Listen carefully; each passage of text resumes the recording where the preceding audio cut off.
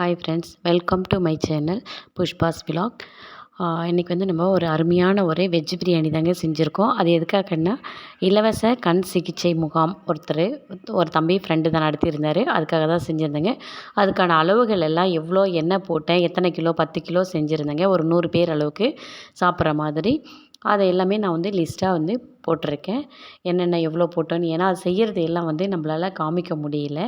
அதனால் அப்படி போட்டிருக்கேங்க. இது வந்து வாழை இலையில் தம் போட்டிருக்கோம். இது ஏன் வாழை இலையில் போட்டேன்னா, அந்த வாழை இலையில் இருக்க எசன்ஸ் ரொம்ப உடம்புக்கு நல்லது. இன்னொன்று வந்து பிரியாணி ரொம்பவே நல்லா சூப்பராக இருக்கும் இந்த மாதிரி போட்டு நம்ம தம் பண்ணும்போது. அதுக்காக தான் போட்டிருந்தோம். நான் இந்த வாழையில பிரியாணி எல்லாம் செஞ்சு முடிச்சுட்டு தம் போடும்போது தான் ஒரு தம்பி வந்தார், வீடியோ எடுத்தார். முன்னாடி செய்கிறதெல்லாம் காமிக்கணுன்னா நம்மளால் எடுக்க முடியல. இதுவுமே வந்து நான் ஒரு சர்வீஸாக தான் பண்ணியிருந்தேன்.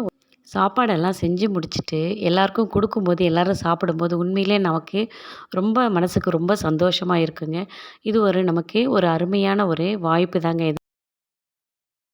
10 கிலோ பிரியாணி செஞ்சு முடிச்சாச்சு.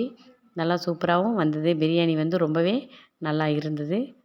கிளறும்போது நல்லாயிருக்கு பாருங்கள். பலன்னு கரெக்டான அளவுகளோடு இருந்தது. உங்களுக்கு நான் வந்து 5 கிலோவிலேருந்தே 10 கிலோவிலேருந்து எல்லாத்துக்குமே மெஷர்மெண்ட் போடுறேன் அடுத்த வீடியோவில். நான் 25 கிலோ பிரியாணி செஞ்சதெல்லாம் ஏற்கனவே போட்டிருப்பேன். ஆனால் 10 கிலோ பிரியாணிக்கு அளவு இப்போ சொல்ல முடியலைங்கிறதுக்காக தான் நான் லிஸ்ட்டாகவே கொடுத்துருக்கேங்க. எவ்வளோ காய்கறி எல்லாமே நான் உங்களுக்கு கரெக்டான அளவு போட்டிருக்கேன்.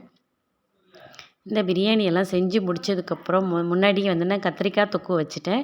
கத்திரிக்காய் தொக்கு வச்சதுக்கப்புறம் தான் பிரியாணியை செஞ்சு முடித்தோம். இங்கே பிரியாணி வந்து இப்போ கிளறத மட்டும்தான் காமிக்க முடிஞ்சது.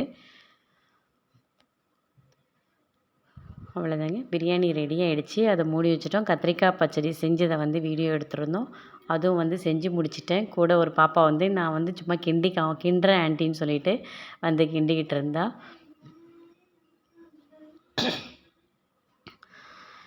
கத்திரிக்காய் பச்சடியோட அளவு வந்து 2 கிலோ கத்திரிக்காய் போட்டோம். 1 கிலோ வெங்காயம், 3/4 கிலோ தக்காளி போட்டிருந்தேங்க. அதுக்கு செஞ்சு முடிச்சுட்டு எல்லாம் வந்து அந்த கண் சிகிச்சை முகாம் பண்ணிகிட்ருக்காங்க இல்லையா, அந்த இடத்துக்கு எடுத்துகிட்டு வந்து எல்லாேருக்கும் கொடுக்க ஆரம்பிச்சிட்டாங்க சாப்பாடு.